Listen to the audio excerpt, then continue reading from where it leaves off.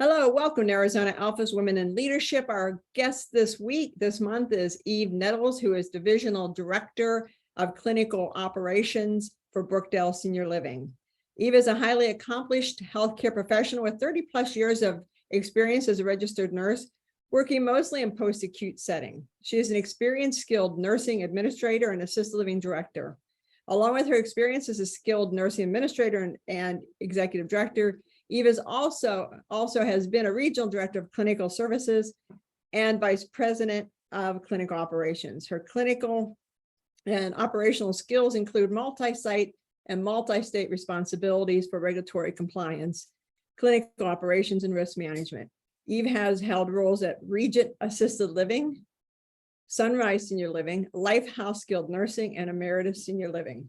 She has a proven record of success in business development, revenue growth, and if you all know, if you want to climb the corporate ladder, revenue growth is extremely important, leading and developing multidisciplinary teams. She currently holds the role of Divisional Director of Clinical Operations with Brookdale Senior Living. As a proud member of Arizona ALFA, Eve has served on various committees and currently serves as on the executive board as Arizona ALFA's board chair. She's in her third term, and we are so happy that she agreed to stay on for one more year post-COVID. Eve holds a Bachelor of Health Administration from the University of St. Francis and a Master's of Business Administration from the University of Phoenix. She's also a member of Phi Theta Kappa Honor Society. This tells you guys she's a smarty, but also that she's willing to do what it takes to climb up that corporate ladder. She has received numerous awards over the year, including Excellence in Clinical Leadership, Excellence in Regulatory Compliance, Excellence in Collaborative Team Management, and Outstanding Financial Performance. Professional membership includes CALA, Arizona ALFA, and ALNA. Eve, welcome to our podcast. Thank you for having me. So let's get started right off. If you guys want to ask questions, Eve, do you prefer them to hold their questions to the end or just raise their hand? To the end would be great, if you don't mind. Okay, there we go. So how did you decide to become a nurse? The age-old question. Well, I think everyone that goes into nursing has a story. There's something that typically happens within their lifetime, whether you're a young girl or man, or grown, but there's a story. And mine starts with my grandparents. I was very close with my grandparents. They actually lived the next street over from us where we were growing up and were a very important part of our lives. And I remember when I was about 10, my grandfather had a stroke, a pretty significant stroke that put him in the hospital for months and months. And, it was just really hard to see, this man who was so stoic and powerful and a workforce, be gone for so long from the family. And the results of when he came back home were profound. My granddad came back home and he could barely talk, had difficulty walking, had difficulty sitting up. Years later, when I was a rehab nurse, I thought back about, he spent 3 months in rehab and this is all he got. So it was just one of those things that, wow, my granddad isn't the same person that he was. And I like to tell the story because this is something that means so much to me. My dad and I helped my granddad get better. And one of the things that my grandfather wanted to happen so badly was, because he was affected on his right side, he wanted to learn to sign his name because it was an election year and it was a presidential election year. And he wanted to be able to go vote and sign his name, which is what you do when you go vote. And that was something that at 10 years old, I worked really hard with my granddad to get him to be able to do that again. And that just stuck with me. I don't know why, because when you're 10, 11 years old, that's not something that you're normally thinking about. But that's the jumping point to how I got into, why I wanted to be a nurse. I think that I found that I was good with that. It became a passion for me to be able to be someone who helps other people. So that story led me into, you know, you're thinking about your career and what do you want to do. And it's really interesting because I graduated high school in 1977. And in the 70s, there really weren't a lot of opportunities for women to grow in different career paths. And so for me, I thought that really the only thing a woman could do was stay home and be a housewife, be a secretary, be a teacher, or be a nurse. And the nurse fit perfect for what I wanted in my life. But I always reflect back on having that feeling of a lack of opportunity for women. And there probably was a lot more opportunity than I realized, but that just seemed to be, if you look at all of the girls that graduated in my class in high school, they're one of those four things. And it's just, that's kind of telling for me about those times. So career day happens when you're a junior, like at end of your junior year, and there were some nursing schools that came to career day, and you know, you talk to the people, and I went into nursing school having absolutely no clue what nursing school was going to be about. You know, I didn't know. I didn't know what kind of classes. I never even thought about afterwards when you graduate and you get a job, what your salary was going to be. I mean, it was never a thought. It was just, I need to go be a nurse. And that's why I got into nursing. Fascinating. It would be an interesting women in leadership to talk about the 70s and 80s and the opportunities for women, but we won't talk about that here.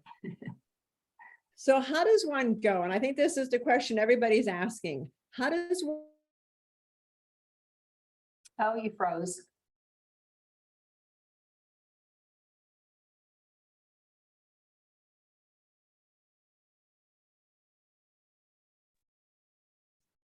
It's like a cliffhanger at the end of the season. Go from being a floor nurse to becoming that?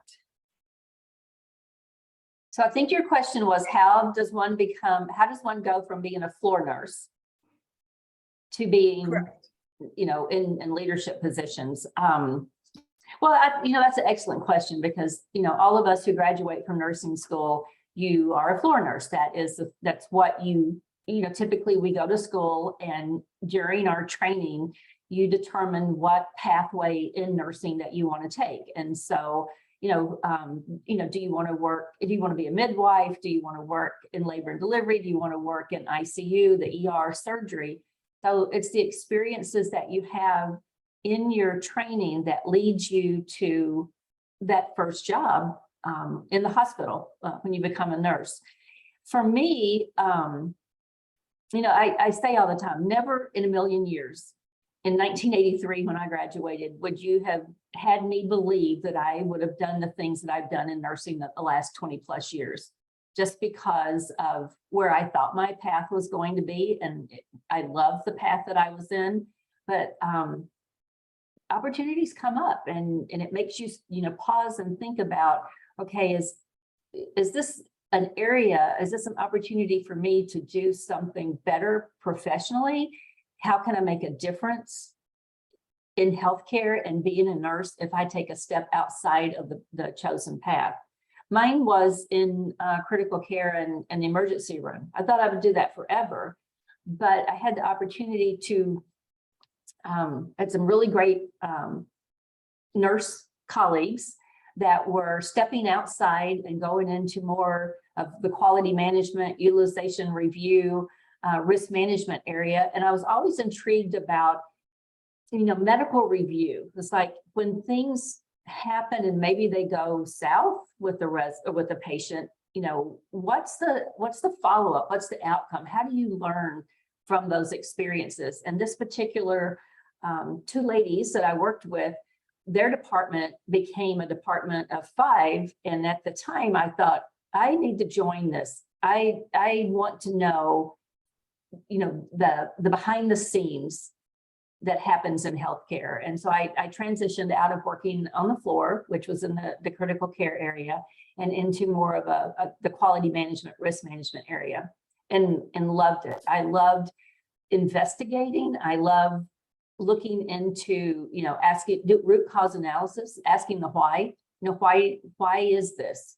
And are we efficient in this practice? And does this keep us safe? Does it mitigate safety for our residents, patients in the hospital? And I, kind of took that step into into that different world. Now, this was all before I moved to Arizona. Moved to Arizona in 1990. Kind of followed that same path here in acute care. I liked Joint Commission. I enjoyed being the person to help prepare the hospital for Joint Commission. And it's rewarding when you see that quality improvement, program improvement happen, and then you're rewarded, with good survey. So I found that was an excellent path for me to go down.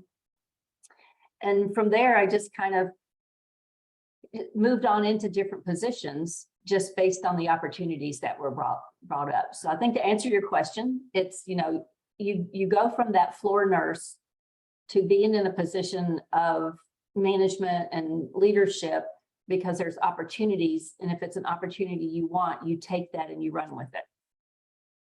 So typically as people climb the ladder, and I'm not sure that's a good word, but as people move up the corporate chain, there's usually somebody along the way that will help you. So do you have any mentors that you think that were a big boost to you? And if so, how does one find the proper mentor?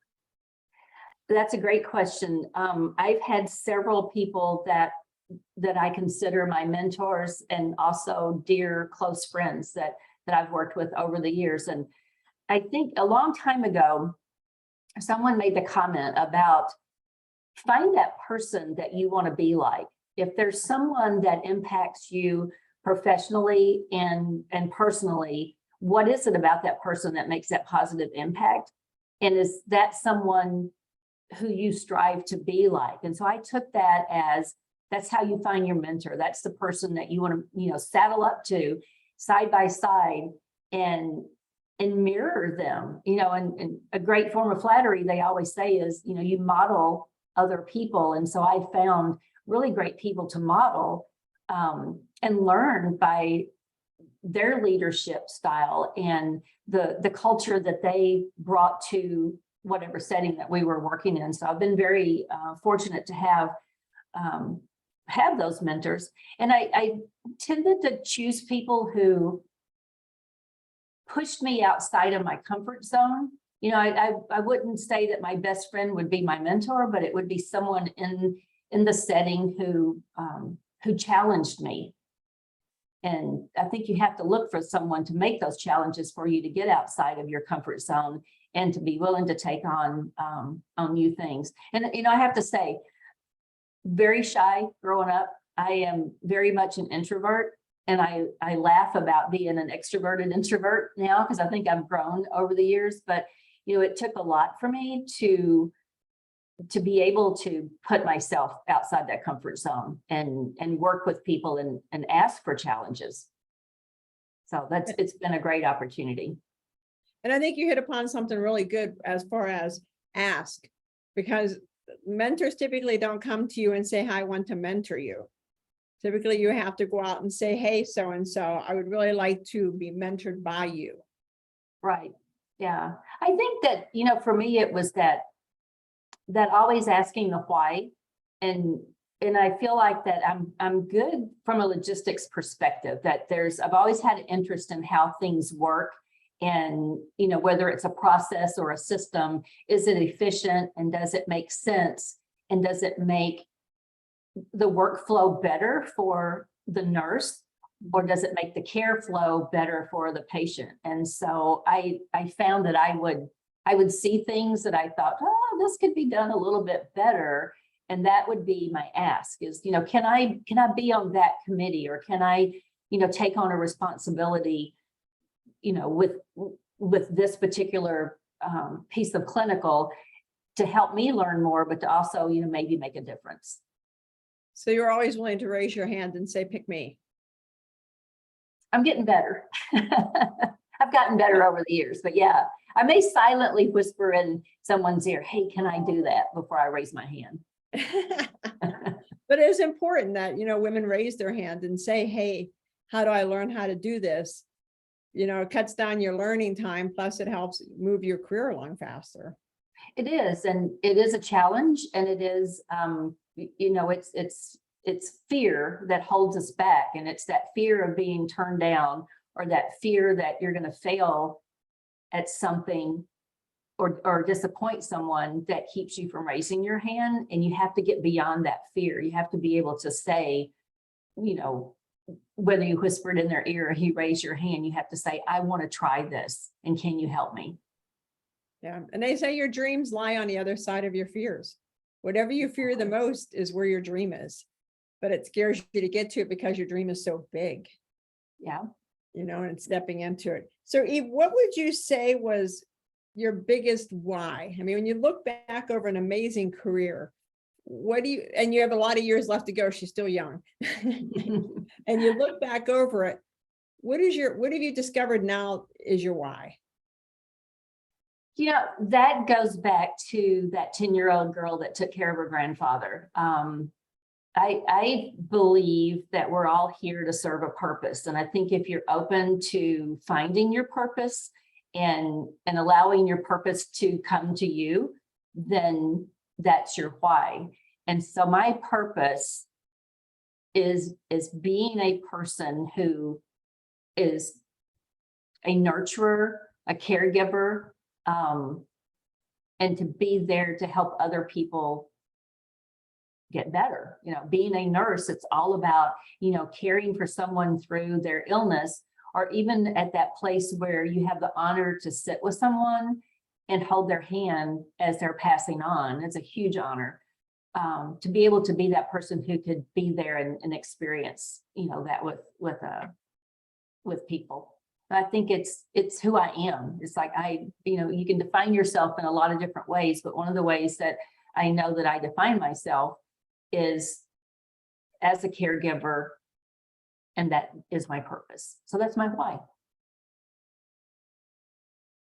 But how do you meld that into the operations side, where when you put on the ops hat, it's kind of a different skill set. So as a nurse, you almost have to have two particular skill sets: the skill set of, you know, nursing, and a skill set of, you know, the master's in business administration. That's a really great question too. You know, I think nursing as a discipline can be very, you know, just with blinders on. You're focused on nursing, you're focused on caring, but you're not looking beyond that, the blinders to see the why behind how things work. And so looking at, you know, from a clinical perspective to an operations perspective, you can't successfully run a hospital, a practice, a community, if you don't have a good set of, or a good background in operations. And you can't be successful in any of those things if your clinical department isn't the very best that it can be. So it very much folds together. If you have great systems in place and great people who are your nurses, and from the operations perspective, you collaborate with your nurse. I think that's key to all of us, especially in senior living, is that collaboration between your ops partner and clinical, and making sure that you both know your mission, know your goals, and the things that you do impact those goals. That every day, what you seek to accomplish meets those goals, meets that mission. Yeah, that's well said. Perfect for that.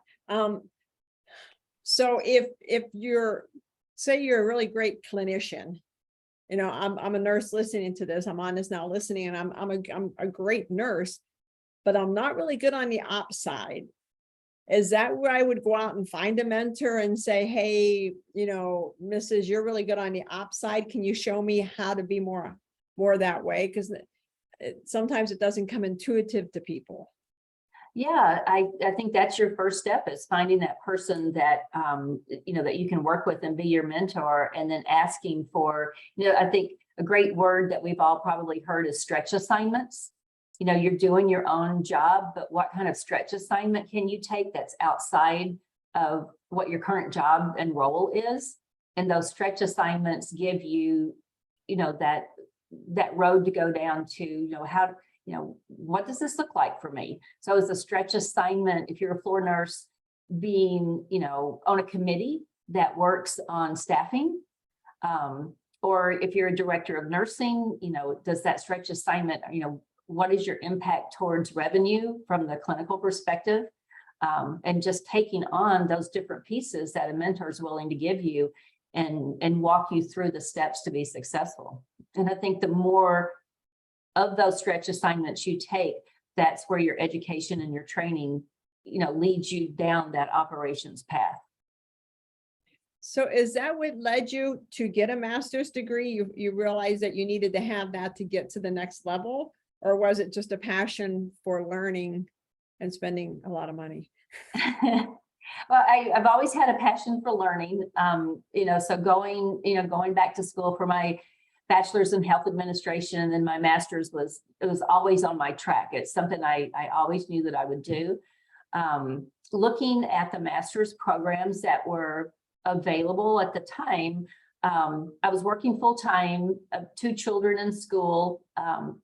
All the programs, ASU in particular, all the programs that were for health administration were full-time day students, and I couldn't do that. And so it was, I chose the MBA mainly because I could go to school at night.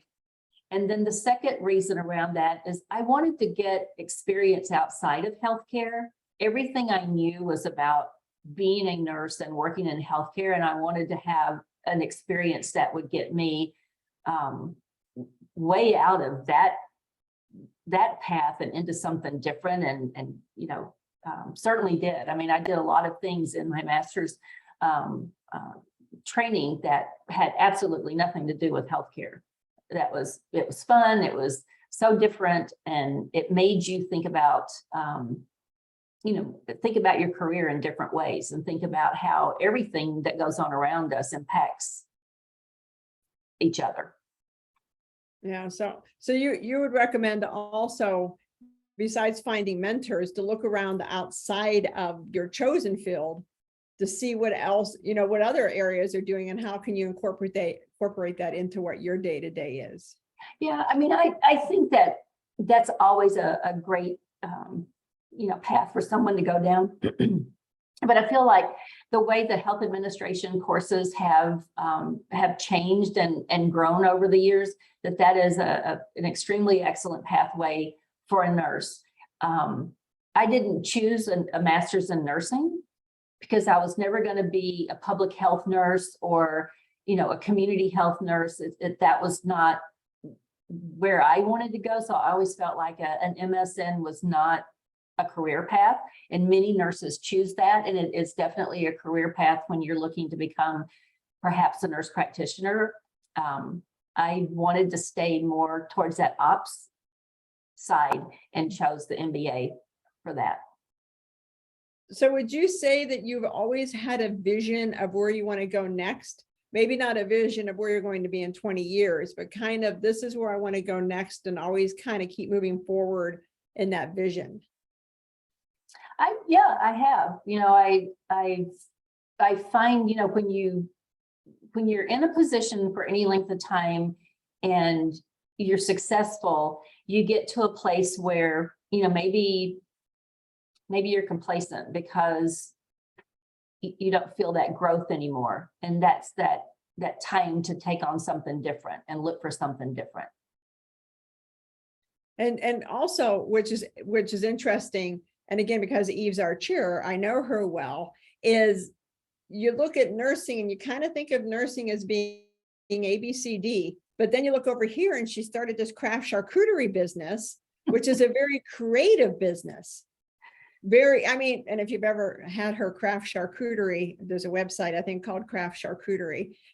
You could check it out. But if you look at it, you'd look at, and picture nurses one way and then look at the creativity. So that's also kind of telling women, if you have that itch to scratch in a different area, to try it. When you look at coming to the end of your career, and certainly I'm in that space of, I will retire within a few years. And so looking at what do you want to do for the rest of your life? I'm not a person that would just sit down and never move forward. I've got a lot of interest. I got a lot of things that I enjoy, but I most definitely love travel and cooking and enjoying foods from around the world. And I just, there was just an event that came up that struck my attention to, this charcuterie thing. I mean, we make charcuterie at home all the time, as you call it, the meat and cheese tray. We make meat and cheese trays all the time at home, and crack open a bottle of wine to go with it. And, I just thought, we could do this as a side gig. And if it gets big and I retire in a few years, then great. That's the side gig that I do in my retirement years. And so started looking into it and talking with my fiance and my daughter, and decided that that's our company is Craft Charcuterie. And it's fun because it's women owned, and it is creative, and it's challenged me to be creative because there's a lot of those little rose things and curlicue things that I had no idea how to do. And so watching a lot of YouTubes, having a lot of help from my daughter, who's very creative as well. And it's a fun little thing to do. I enjoy that. And it's so not nursing. Okay, I'm sorry, pardon? I was just saying it has absolutely nothing to do with nursing and healthcare. Well, but that's what I like about it. And I think that's, it doesn't matter if you're watching this and you're in your 20s or your 30s or your 40s. It's always good to have something else that you're doing, because if you get fixated on your work, you're going to get, I'm also getting close to retirement. You get fixated on your work and you realize, what am I supposed to do next?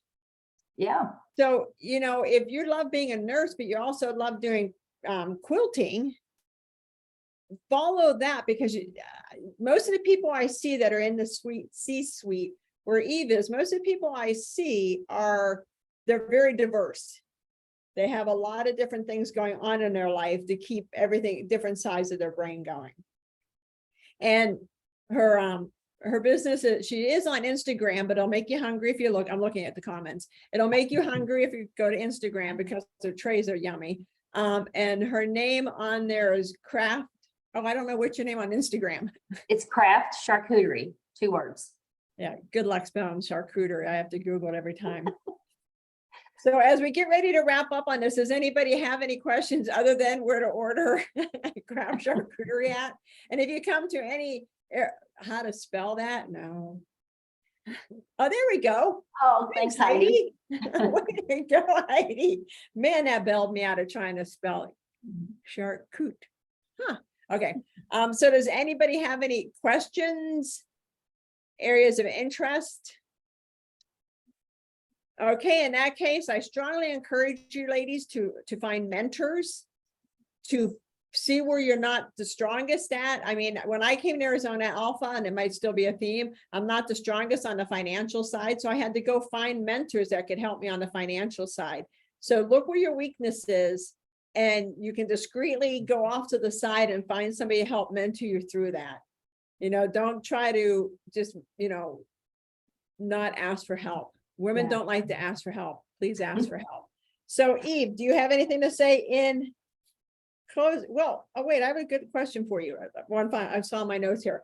How do you stay current in nursing? Because you do nursing, but you do ops. So how do you stay current with it? I think you have to stay current on both sides. I like to read. I read a lot of the current trends, the current, healthcare, motivational leaders, just leaders in general, like, Stephen Covey. Everybody needs to read Stephen Covey, because I think that in order to be successful, you've got to learn what your cadence is and how to develop a cadence in your career, but also how to be flexible with that cadence. And so learning those habits are very important. I do read a variety, I try to read things like Stephen Covey, Brene Brown. You may laugh, but a book that I read a long time ago that I felt really challenged me was anything by Ayn Rand. She is a very, old author. Her things are old, but very relevant for today. So I think, staying, reading and challenging yourself outside of healthcare with what you read is important. And, finding those things that does, create that, I don't know, that challenge and that thing that makes you excited about going to do something.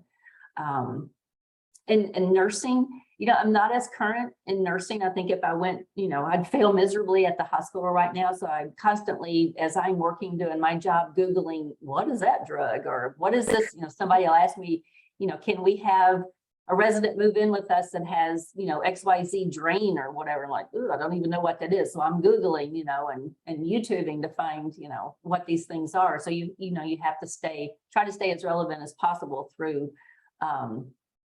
what you read and what you go and investigate. I think just in closing, having those mentors, challenging yourself, making good decisions, thinking about your decisions and thinking through decisions. And for me, it was always very important for me to pray through my decisions, because that prayer is that guidance that I need. And I think, last, as a woman, as a mom, I've always wanted to do things to make my children proud. And, and I hope that I've been able to do that, to make my children proud. And that would be my legacy. Well, you're amazing. You inspire me all the time on how you keep all this organized, because being a divisional director is a lot. And then being the chair of Arizona ALFA is a lot. And now you have craft charcuterie, which is also a lot. So your time management, organizational skills have got to absolutely be phenomenal. So with that, I want to thank you for taking the time out today to speak with us, Eve. Let me looking at questions. Diana Escobedo says, thank you. I absolutely enjoy hearing your story and find that you're inspiring, and especially your side hustle. And she also asked me, how do I start my day? Lots of coffee. I have to be better about how I start my day. And that's something that I'm working on from a personal perspective, because I feel like, especially during the pandemic, and I've not been able to go beyond that place I got stuck yet, where you roll out of bed and you get on a Zoom call and you're 14 hours on a Zoom call trying to manage the outbreaks in 300 plus communities. And that's really, even though we're not in that pandemic and we're not in that place anymore, a lot of us are struggling with, how do you get back your morning routine? What is your cadence? And is that going to look different? And so for me now, I'm trying to get myself into a place where I'm more, I'm praying and meditating and getting my little self to the gym, because I think I need that energy. And it was something that I always did prior to the pandemic and just fell out of that practice. Those things give me my mental energy and my physical energy. So I think if I was doing things perfectly right now, that would be my morning. Awesome. And Heidi, you have a question? You have your hand raised. You look fantastic. Love your hair. Thanks. I have good people for that don't take credit for that. Yeah, I did have a question, and Karen, you kind of mentioned it, and it was something on my mind as well. But you mentioned how her productivity and organizational skills must be off the charts. So Eva, if you have a moment, I would just be curious how you organize life, and if you theme your days, if you use all digital, if you're paperless, if you use a paper planner, do you plan weekly? Just curious how you keep all the balls juggling in the air. This goes back to I was a surgical floor nurse for a while. And when I became a surgical floor nurse, the head nurse at that time always carried a notebook. And everything that happened during the day, she wrote in her notebook. And at the end of her day, she would go back and follow up. So if she had come to me and said, this is what I need you to do today, at the end of the day, Eve, did you get this accomplished?